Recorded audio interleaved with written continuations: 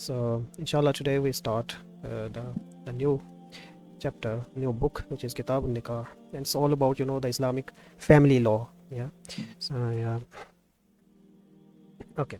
So little introduction of the nikah. Nikah is what is nikah in a nutshell, and what is it in linguistically and in terminology, and what are the conditions, right? So nikah, actually it is a marriage contract. It is concluded through offer and acceptance, yeah, using the specific expressions.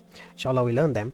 And yeah, and there are some conditions, yeah, that there must be some witnesses, there who give testimony of this.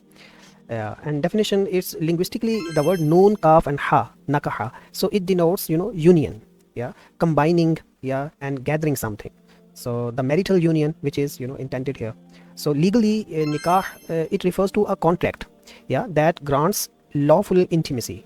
That is the legal definition of nikah. Any contract that confers lawful or sexual enjoyment, it confers, it allows this. So that is nikah. Yeah. And this nikah thing, what is its ruling? So we have many aqwal, sayings about its ruling. So some says it is wajib, fard. Some says it is not fard, it is just recommended, mustahab. Yeah. And some says it is sunnah, just sunnah. Yeah. So but the justification for these multiple opinions is that it depends on circumstances. So if there is a a compelling need for that, because human nature is different, yeah, biologically. So some people, they have very much strong desire. So if they don't get engaged in nikah, so they commit the fornication, zina. So they fear of the fornication. So for them specifically, nikah is it is not just recommended, it is obligatory. Got it? It is obligatory for them, fard. But if they they have a moderate state, yeah, so they know their nature, yeah, their tabi'ah. So if the desire is not strong, yeah, it is just moderate, then it is recommended, yeah, or sunnah. So that is its ruling, and it depends on circumstances. So we cannot say any universal ruling about nikah, that it is just point blank, it is wajib, or it is mustahab or sunnah. So it depends on the people, their natures, it varies. So speaking of the conditions, so here we have some conditions of validity, so that validate this contract. So so first thing is the sigha, yeah, the statement, mean offer and acceptance. Since nikah, it is considered a contract, just like buyu. In buyu we learn sale is a contract. So like any sale, it needs the ijab and qubul. So without offer and acceptance, nikah cannot be concluded, because if offer and acceptance, it indicates the consent, the agreement of both party, which is required here.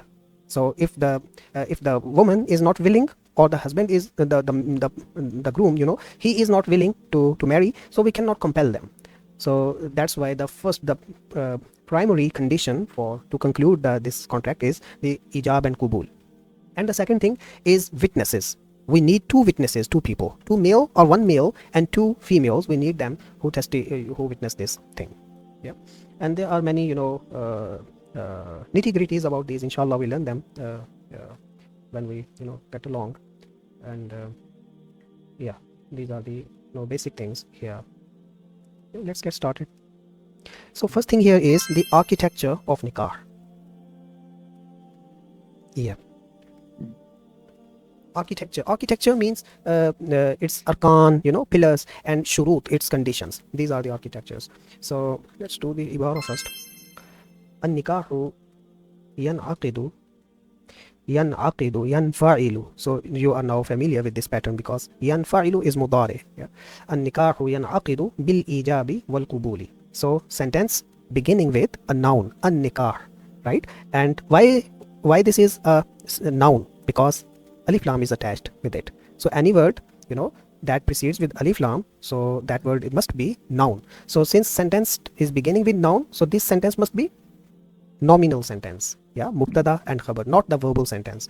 we have normally we have the two types of sentences, which is the nominal and the verbal. So here we need to find out which one is the mubtada and which one is the khabar, subject and predicate. So an-nikahu, this word, this noun, this is mubtada. Mubtada comes first all the time, and then the rest of the sentence, yanaqidu bil ijabi wal qubul, this is khabar. Yeah, so yanaqidu fail, and it needs file and maf'ul. So where is file? Any word with rafa on it will be file. So here file is not mentioned in wording, so it must be pronoun hidden, so which is huwa here. So huwa word here means he, and in our case it, because nikah is not living thing, so it, so huwa, and it is file. And bil ijabi wal qubul, this is the prepositional phrase jar majroor. So ba is jar and ijabi wal qubul, they both are majroor, and we know jar majroor, they always connect, right? So bil ijabi wal qubul, they connects to the fi'l all the time. When if anybody asks you this jar majroor connects to what, yeah, so just say that it connects to fi'l, because fi'l is a very powerful word. It is just like a magnet that grabs everything. So if there is no fi'l, then we seek another amil, causative, yeah, another referent for jar majroor to be connected. But since there is fi'l there, so it connects to that. Yeah, ijab, that it is offer, and al-qubul means the acceptance. Ijab, so ijab is wajaba, wajib. So wajib is the root word for ijab, obligatory thing. Bilafzaini yu'abbaru bihima anil madi. Bilafzaini, so lafzaini, this is tasniya. Any word with ending in ya noon, and noon is maksur, so this must be tasniya. So bilafzaini jamaju, and yu'abbaru bihima anil madi. Yu'abbaru means it is expressed, yeah, it is articulated. Bihima anil madi, the present past tense, yeah. أو يعبر بأحدهما عن الماضي والآخر عن المستقبل. Mustaqbil means the future tense. So the statement offer and acceptance here must include the past tense wording, or the one is the future tense wording. Future tense means here the imperative amr. Yeah, just remember when we say mustaqbil, so mustaqbil, it includes mudare and the amr also. Amr is also can be a mustaqbil, because something has not yet happened, it is gonna happen later. So in our context, mustaqbil refers to amr, not the mudare. Yeah, because mudare, it is just a promise. If we say I will marry you, if the husband says, yeah, I will marry you, so it is not a contract, it is not a ijab, it is just a promise. So we need here the wording which is certain, decisive, and very clear, explicit. Mislu an yaqula zawwijni ya zawwijni. Zawwijni means marry me. So that is the mustaqbil wording, amr. Fayaqulu zawwajtuki. Zawwajtu, fa'altu, past tense, fa'altu. Yeah. ولا ينعقد نكاح المسلمين إلا ولا ينعقد, again ينعقد fail, and where is file? Nikahu, this is file. Why? Because of this rafa on it. Al-Muslimina nikahu, this is mudaf, and al-Muslimina mudaf ilayh. Yeah, it is plural. Al-Muslimina. See this here, this word ends in ya noon, so it could be tasniya, just like here we said that bilafzaini. See, this also ends in ya noon, but difference is that noon here is maksur, there is kasra on it, so this is tasniya. And here the word muslimina, it also ends in ya noon, but noon is maftuh, noon is with fatha on it, so this cannot be tasniya duo, it is the plural. Illa bi huduri, hudur mean presence, shahidaini, yeah, this is tasniya because noon is maksur. Hurraini, balighaini, aqilaini. So all these three are the sifat. Shahidaini, this is mawsuf, yeah, and hurraini first description, balighaini second, and aqilaini, and also muslimaini, yeah, four. We have four descriptions for shahidain, and all of them, they are a duo. Why? Because we need two, we are talking about two witnesses, and two must be free, adult, major, and aqilin, and sayan, and Muslims. Aw rajulin wa mura'ataini, one man and two women. Udulan, udul means upright. Adal, udul, actually it is the plural of adal. In hadith we accept hadith only from the narrator who is adal, who is upright. That is the essential condition or criteria to accept a hadith. Yeah, so hadith rawi must be upright, but here the witness, he could be upright or not. Yeah, it is just it is not a matter of something where we need the upright, the righteousness. We don't look for that. udulan. So udul is plural of adal. Kanu aw ghayra udulin. Ghayra udul means not upright. Aw mahdudaini fi qazaf. Mahdudaini. You know the had word, had in Arabic. Had is a punishment. Yeah, severe punishment means cutting the hands, you know, or yeah, stoning kind of. This is called had. So mahdudaini, this word means the person who is punished with had punishment. Yeah. So fi qazaf, qazaf means accused. Yeah, he is accused with fornication. So anybody who was accused with fornication and he got and the had was implemented on him, so this person is called mahdud fi qazaf. Yeah. So yeah, that was all about the ibarah and the wordings, and let's see the rulings. Okay, so here ruling is that nikah, you know, it concludes through, you know, ijab and qubul. And ijab and qubul, these two statements, they must be, you know, in past tense wording, because we are initiating a contract. Yeah, so the wording that denotes immediate effect, only that kind of wording is used here.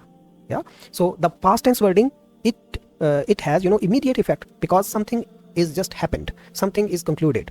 Yeah, so that's why the past tense wording is important in both ijab and qubul, or either in one of them. Means ijab should be in future, and the qubul should be in past tense wording. Yeah. So either of these two must be in past tense, not the two. And the reason, underlying reason, I mentioned that the reason is that nikah is a contract that signifies the immediate effect. It is not a promise, it is not something else. So the wording which suits that is the past tense wording. And the conditions I mentioned here, the witnesses should be two, and their description is that they must be free man. So a slave man cannot be a witness, slave man, because he has no wakala. He has no capacity, no legal capacity. So he has not that privilege, that a free man, enjoys. So that's why the witness should be free man, and he should be major. He cannot be a minor. So minor cannot be a shahid. Similarly, he should be sane, aqil, wise, and he must be, Muslim also. And two men or one man and two women. One man and two women. They are, they can, be. So why two women? So it is said that two women, their testimony is equal to one man. So actually, it is clearly, explicitly stated in the verse. Yeah, in Quran, it is clear. It is said by Allah Almighty Himself. He said that two women's, they stands, their testimony is equal to one man. So since Allah said that, so we cannot, but some jurists, they mention, the reasoning, behind. They said that the marriage, the marriage contract, it is something, back in those days, they used to, the men only, they used to conduct it. So at that, occasion, only, the adults, the men, they were, present there. So that's why the men, they are familiar with all this, process, how to make a, how to marry, and how to, bear the testimony. So women usually, they are not familiar, they have no experience of, of witnessing such matters. So that's why two women's, they were prescribed. So jurists also mentioned this thing. Yeah. But since it is, clearly mentioned by God, yeah, so we have to believe this thing. Okay.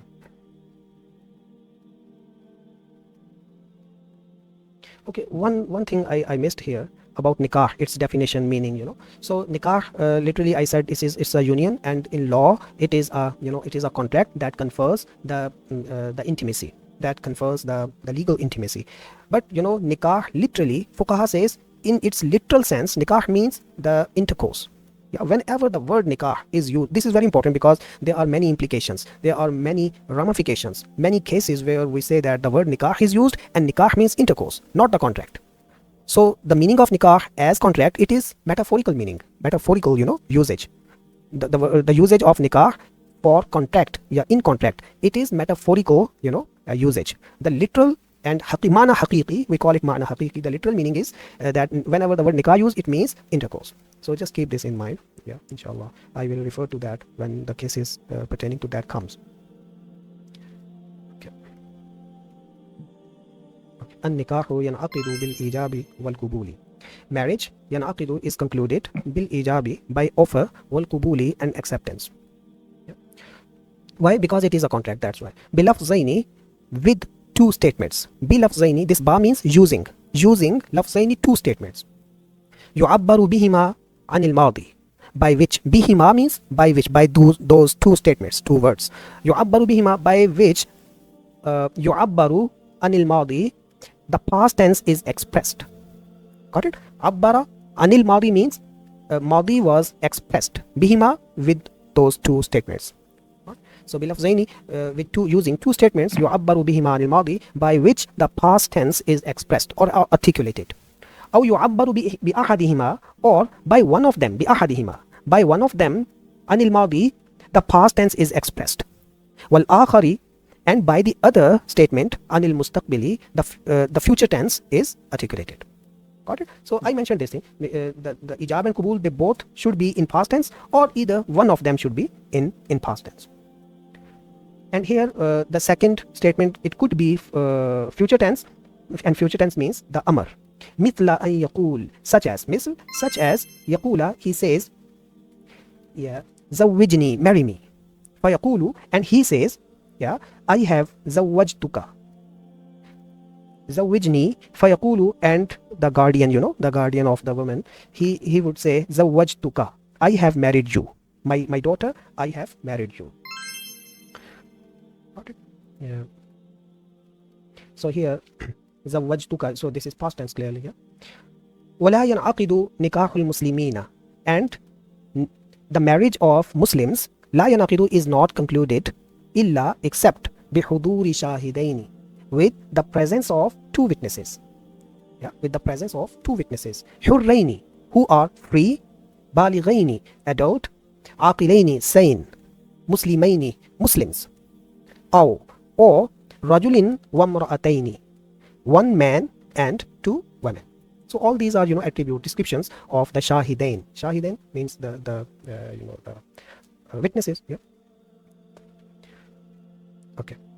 Udulan kanu, whether the witnesses are upright. Udulan kanu, whether they are upright. Aw ghayra udulin, or not upright. Yeah. So they can bear witness. They can bear the testimony of this nikah. Here we said that whether they are upright or not upright. So it is only to conclude the marital contract. Okay. But if in future, or at the time of dispute, yeah, or contention, if they need to be called in court, so these witnesses who are not upright, they cannot stand witness. That is another thing. Okay. So only to conclude the nikah, the witnesses, they are compulsory, they are incumbent, whether they are upright or not upright. But if they are called to court, so the ghayru adil, the witness who is not upright, he cannot be a valid witness. Yeah, so that is another thing. Or mahdudaini fi qazaf, or the two witnesses who are subjected to a punishment fi qazafin, for false accusation. So if the accusation is true, yeah, accusation of fornication, if it is true, so this is something else. We are not talking about that. This is not called qazaf. Qazaf is always false accusation. Got it? So God forbidden, if the witnesses, they are mahdud fil qazaf, mean they are subjected to prescribed punishment for false accusation. So even then they could be a witness for the marriage nikah. Yeah.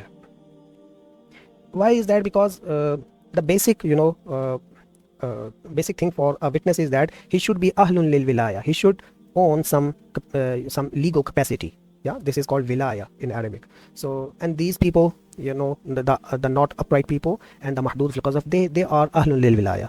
So the basic criteria, it is fulfilled here. That's why we consider them.